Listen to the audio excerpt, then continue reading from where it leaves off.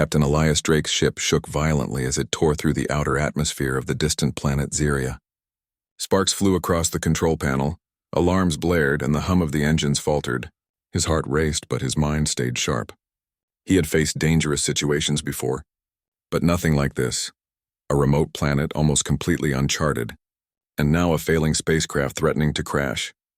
With a final shudder, the ship skidded across the barren landscape, kicking up clouds of fine silver dust. Elias gritted his teeth as the metal hull groaned, sparks shooting from exposed wires. Then with a deafening screech the ship landed. For a few seconds silence fell. The dust hung in the air like a ghostly curtain. Elias took a deep breath and unbuckled his harness. He stepped out of the cockpit. The air was breathable, slightly sweet, and crisp. The sky above shimmered in violet and orange streaks, unlike anything he had ever seen on Earth. Jagged mountains rose in the distance, and strange, glowing plants dotted the ground. It was beautiful and terrifyingly empty. Then he saw them, figures moving in perfect synchronization on the ridge of a nearby hill, tall, lithe, and distinctly alien, but with a human-like elegance. As he squinted, he noticed their features: smooth silver-blue skin, large expressive eyes, and hair that shimmered like molten metal.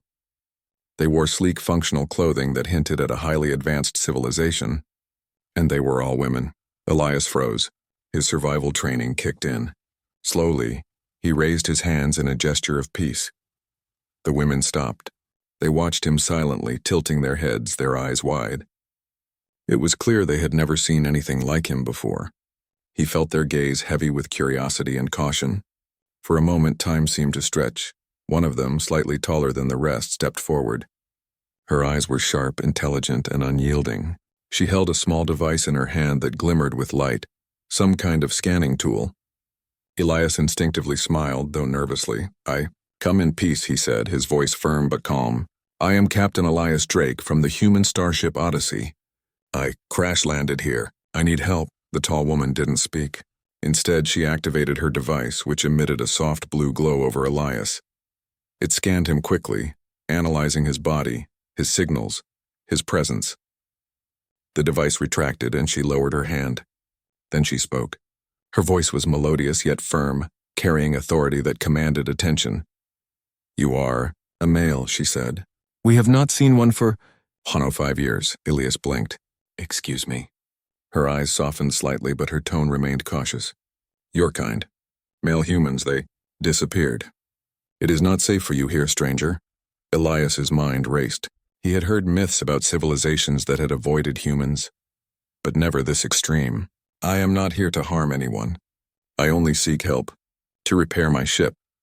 The other women shifted, whispering among themselves in a language that sounded musical and flowing. Elias could not understand it, but he sensed tension. Some eyes were wide with curiosity. Others were narrow with suspicion. The tall woman stepped closer. I am Lyra, she said. I will observe you. Do not move suddenly, Elias nodded, careful to stay calm. Of course. I promise no harm. Lyra signaled to the others, and they formed a semicircle around him, maintaining distance. Elias felt exposed yet strangely safe. These women were cautious, but they did not attack. That meant hope. He lowered his hands and began speaking softly. I am alone here. My ship is damaged. I can fix it if I have supplies, but I cannot survive long on this planet by myself. Lyra considered him, her eyes narrowing slightly in thought. Then she spoke again. Follow me. You may stay. For now. Elias's relief was palpable. He followed her across the glowing fields, careful not to step on the strange plants. The other women watched silently, their eyes like bright gems reflecting the alien sky. They led him to a settlement, built seamlessly into the natural landscape. Buildings shimmered with reflective materials that blended with the mountains and forests. Pathways glowed faintly beneath his feet, and hovering drones moved silently, maintaining order. It was a city that spoke of discipline, intelligence, and long years of isolation.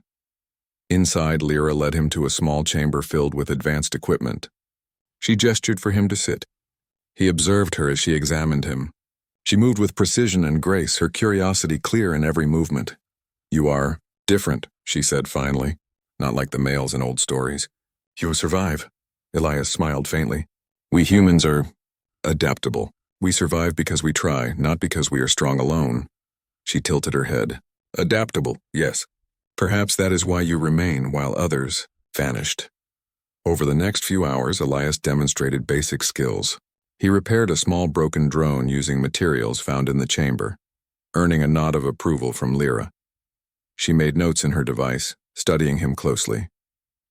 Elias realized she was fascinated not by his body, but by his mind, his ingenuity, his ability to improvise. A meal was prepared for him, strange, nutrient-rich food that shimmered slightly. He ate cautiously, and Lyra watched his reactions. You eat differently, she observed. You chew taste. Most species here do not, Elias chuckled. Yes, humans experience the world through more than survival. We feel it too. Lyra's expression softened. Feeling is dangerous. It leads to mistakes, yet you seem capable of balance. Night fell on the alien world, painting the sky with streaks of violet, gold, and green. Elias looked out from the chamber window, marveling at the view. The mountains glowed faintly in the darkness, and distant lights hinted at life he could not yet see. Do you fear me? He asked quietly. Lyra paused, her eyes reflecting the alien stars. At first, yes, but you do not belong to the fears of old stories. You survive. That is rare. Elias nodded. I don't want to be a danger. I want to learn. I want to help if I can. She studied him for a long moment. Then perhaps you may stay. Not fully trusted, yet, but observed. You are unique, human. Perhaps that your kind is not lost. The words filled him with hope. For the first time since the crash, he felt he could survive here. And perhaps more than survival, he could make a difference. In the coming days, Elias would be tested. He would encounter distrust, curiosity, and wonder. He would have to show that humans, though rare here, were capable of bravery, ingenuity, and compassion that even this advanced alien society had forgotten. But for now, he simply sat with Lyra, watching the twin moons rise above the jagged horizon. The alien women observed from the shadows, cautious yet intrigued. Elias knew the road ahead would be difficult, but he had survived worse, and humans never gave up. Elias woke to a faint violet glow filtering through the chamber window. The alien world outside was quiet yet alive. Plants pulsated softly and distant lights shimmered along the hills. Lyra was already awake, reviewing data on her floating display. She glanced at him, her eyes bright with curiosity. Your species, your abilities. They are strange, she said. You learn quickly, adapt quickly. Elias stretched and rubbed his eyes. That's what humans do. We adapt. Survival depends on it. Lyra tilted her head. Adaptation? Perhaps that is why you remain. Most males disappeared because they could not survive here. Elias nodded. I hope to prove that humans can be more than just survivors. We can help. She considered his words carefully, then gestured toward a map floating above her desk. It showed the entire Ziran settlement, tall buildings, glowing pathways, and an intricate energy grid connecting them all. There is a problem, Lyra said. The city's energy network. It is failing in several sectors. Machines that maintain life support, food production, are at risk. Elias's curiosity sparked. Can I see it? She led him to the city's control center, a vast dome filled with holographic displays and floating data streams. The other women glanced at him with suspicion, whispering softly. Elias felt their scrutiny but remained calm. The energy grid was complex, far beyond anything he had seen, yet familiar in structure. Some nodes were offline. Others were dangerously overloaded. The system needed intervention, but the Zirans seemed hesitant to act quickly. This is a problem, Elias asked, scanning the readouts. I can help. I can fix it, temporarily at least, while you plan a full repair. One of the counselors, a stern woman named Vera, stepped forward. Her silver blue eyes narrowed. You are a stranger. We do not know your methods. Intervention could worsen the problem. Elias met her gaze evenly. Or it could save your colony. I've repaired similar systems on other worlds. I am willing to try. You will see the results, not just words. The tension in the room was thick, but Lyra nodded. Allow him, observe, he may succeed. Or fail. Elias immediately got to work. He moved between the energy nodes using his human intuition and practical problem-solving. Unlike the Zirans, who relied entirely on algorithms and rigid protocols, Elias noticed patterns and inconsistencies they had overlooked. He rerouted power, replaced worn circuits with available components, and calibrated the system for stability. Hours passed, and the women watched silently. Some whispered doubts, others fascination. Elias worked tirelessly, his focus absolute. He checked each node twice, triple-checked connections, and finally powered the system back on. The grid hummed with renewed energy. Lights brightened across the city, machines whirred in harmony, and the floating displays stabilized. A collective gasp filled the room. Vera's expression shifted, half disbelief, half annoyance. Lyra smiled faintly, her eyes sparkling. "You did this?" Lyra asked. Elias wiped sweat from his brow. "Yes, humans. We improvise. We learn from mistakes and fix them. Sometimes it works better than following rules blindly." The council murmured among themselves. Some faces reflected admiration, others worry. Vera stepped forward, her voice sharp. "You are capable, but dangerous. Your unpredictability cannot be controlled." Elias nodded. "I understand your caution, but sometimes progress requires risk. Your people were close to losing resources. I prevented it." Lyra placed a hand on his arm. "You saved lives, that is what matters." In the following days, Elias began integrating more with the colony. He learned their customs, their language, and their technology. He taught small lessons about human engineering, creative problem-solving, and resourcefulness. The Zirans observed him carefully, some with admiration, others with suspicion. One afternoon, Elias accompanied Lyra to a research sector. Scientists were attempting to stabilize a series of floating biodomes that produced food for the colony. The system was delicate. A slight imbalance could ruin the harvest. Elias examined the machinery and noticed a flaw in the automated regulators. He quickly crafted a temporary fix using spare parts and simple adjustments. Within hours, the domes regained stability, and food production continued uninterrupted. Several scientists who had doubted him at first began nodding in approval. They whispered about his abilities, slowly recognizing that this human male was different from the myths of old, a capable, intelligent, and cooperative being. Yet not everyone was convinced. Vera remained a constant presence, watching him with sharp eyes. She questioned every decision, criticized every unconventional approach. "You think differently," she told him once. "That is not natural. You could disrupt our society." Elias met her gaze calmly. "Disruption is not always bad. Sometimes change is necessary to survive, to grow." Her lips pressed into a thin line and she walked away, leaving Elias with Lyra. "You are bold," Lyra whispered. "Many would fear her judgment. Few would stand." Elias shrugged. "Humans face danger often. Standing up, it's necessary if we want to make a difference." The days turned into weeks. Elias became part of the colony's daily life. He helped repair machinery, taught practical problem-solving, and offered new ideas for energy management. Slowly, some of the Zirans began to admire him, not just for his strength, but for his creativity, empathy, and courage. But the colony was not without challenges. One morning, an unusual storm formed on the horizon, purple clouds swirling with streaks of lightning unlike anything Elias had seen. It moved fast, threatening to engulf parts of the city. The Zirans panicked. Their automated defense systems were failing against the storm's intensity. Machines overloaded and warnings blared. Elias quickly assessed the situation. "Lyra, I need access to the central control nodes. The storm is too unpredictable for your automated system alone." She hesitated, glancing at the council, but then nodded. "Do it, save them." Elias ran across the glowing walkways, climbing to the central hub. He bypassed several failed algorithms and implemented manual adjustments, using his intuition and experience to anticipate the storm's movements. He rerouted energy, stabilized key systems, and coordinated emergency shelter protocols. Hours later, the storm passed. Damage was minimal and no lives were lost.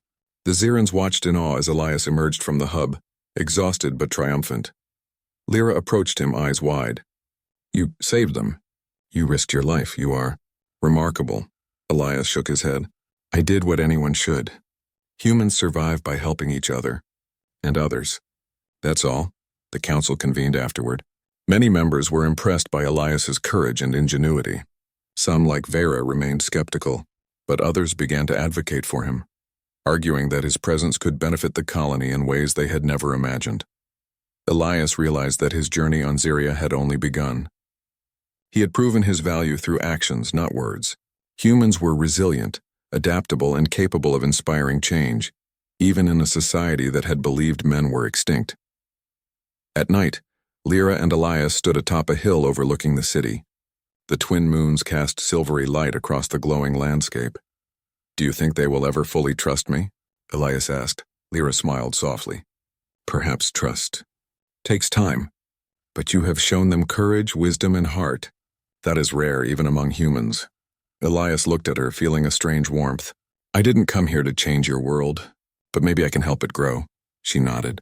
"And perhaps, in helping us, you will change yourself too."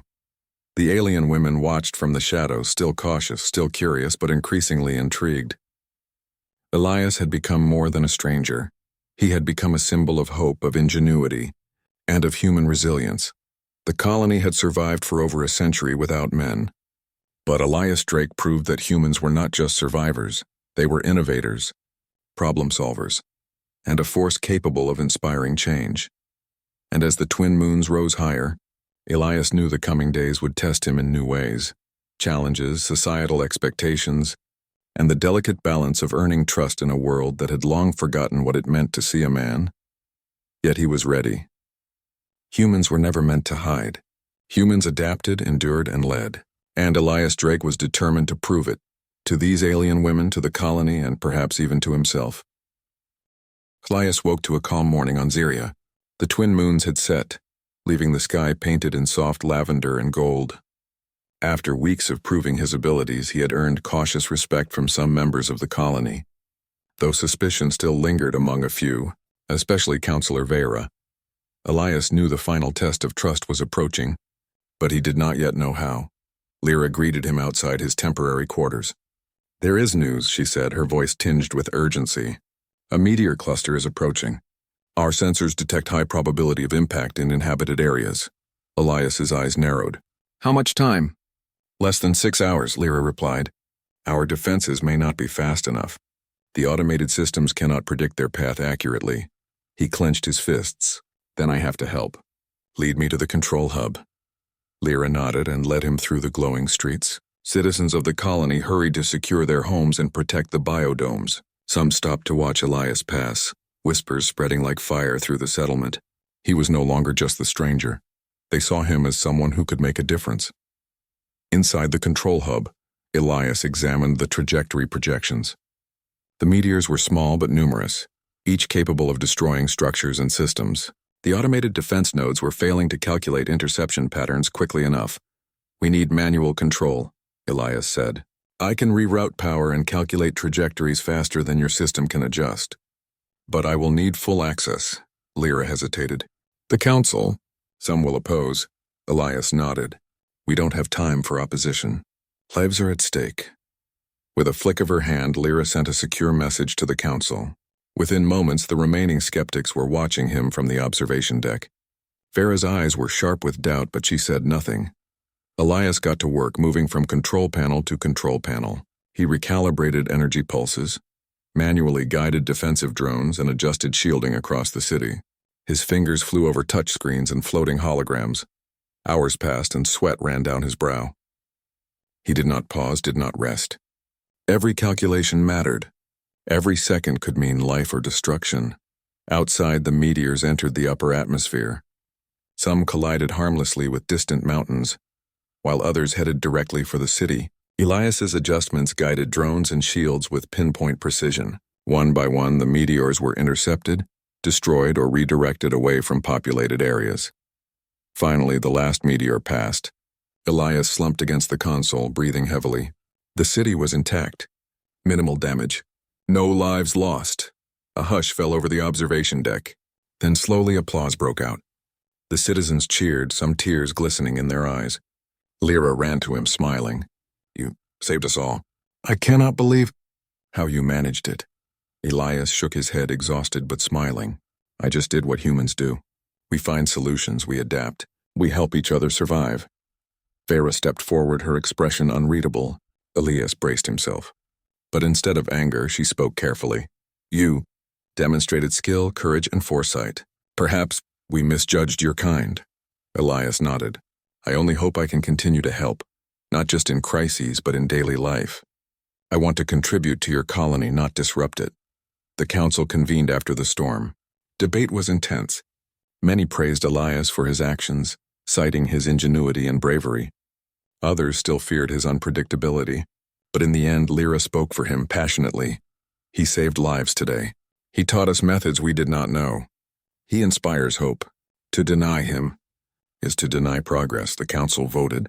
Elias would stay, not as a stranger, not as a guest, but as an honored member of the colony, a bridge between Ziran society and the human ingenuity that had returned after a century. Days turned into weeks. Elias continued to work alongside the Zirans, teaching, learning, and improving life on Ziria. He helped improve energy systems, optimized food production, and introduced creative problem-solving techniques that allowed the colony to flourish. But it was not just his skills that mattered. His kindness, patience, and willingness to listen inspired the Zirans to reconsider old traditions. They had lived without men for over a century, and many had forgotten the value of cooperation, adaptability, and courage in their daily lives. Elias reminded them of it, without arrogance, only action. One afternoon, Lyra invited Elias to a research terrace overlooking the city. The sky was a brilliant swirl of violet and orange, the twin moons already casting a silvery glow on the horizon. You have changed much here, Lyra said softly. Not just systems, but hearts. You made us realize we can grow beyond our fears. Elias smiled. I never came here to change you. I only hope to survive and help. Changing is your choice. You made it. She looked down at the city below, then back at him. Do you ever feel lonely? You are the only male among thousands. It must be strange, Elias thought for a moment. Perhaps. But loneliness is not weakness. Humans face isolation often. It teaches us to observe, to understand, to connect when the right moment comes. I have learned much from you all. Lyra nodded, impressed. And from you. Perhaps your kind is not lost after all. The days passed and Elias became more than a resident. He became a teacher, a problem solver, and a symbol. The children of the colony watched him with fascination, learning new ways to think, new ways to create. The women began to accept his presence fully, seeing him as a partner in progress rather than a threat. Even Vera, though reserved, began to acknowledge his contributions. She no longer questioned his methods openly, though her watchful gaze reminded Elias that trust was earned over time, not demanded. Then came the final challenge, a structural collapse in one of the older sectors of the city. A large biodome that had survived for decades began to falter due to material fatigue and failing supports. The colony's automated systems were slow to respond. Elias arrived on site quickly, assessing the damage. The dome supported critical plant life, essential for the colony's food supply. Any delay could result in a catastrophic shortage. Using his human ingenuity, Elias devised a plan. He reinforced key support beams, recalibrated environmental controls, and guided the Ziran engineers in a coordinated effort to stabilize the dome. Hours of careful work passed. Every adjustment mattered. Every decision could be the difference between success and failure. Finally, the dome stabilized. The plants thrived once more and the colony's food supply was safe. The Zirans cheered, grateful and astonished. Elias's reputation as a capable, courageous, and indispensable member of the colony was cemented. That evening, Lyra and Elias stood atop a hill overlooking the city. The twin moons shone above, reflecting off the glowing buildings. The air was calm, filled with a sense of peace and accomplishment. You have done more than survive, Lyra said. You have changed our world. You remind us of what we forgot: courage, creativity, and the strength to face the unknown. Elias looked out at the city, at the women who had once stared at him with caution and now looked at him with respect. Humans are not perfect, he said, but we do not give up. We find ways to survive, to help, to grow, and I hope I can keep doing that here, Lyra smiled. You will. And perhaps your presence will inspire others to look beyond fear and tradition, to see the value in the unexpected, the new, the different. Elias nodded. That is all any human can do. Try, adapt, and leave a positive mark. And so, after 105 years without a male human, Ziria had not only seen one but had learned from him. Elias Drake's presence transformed the colony, teaching them that survival was more than rules and routines.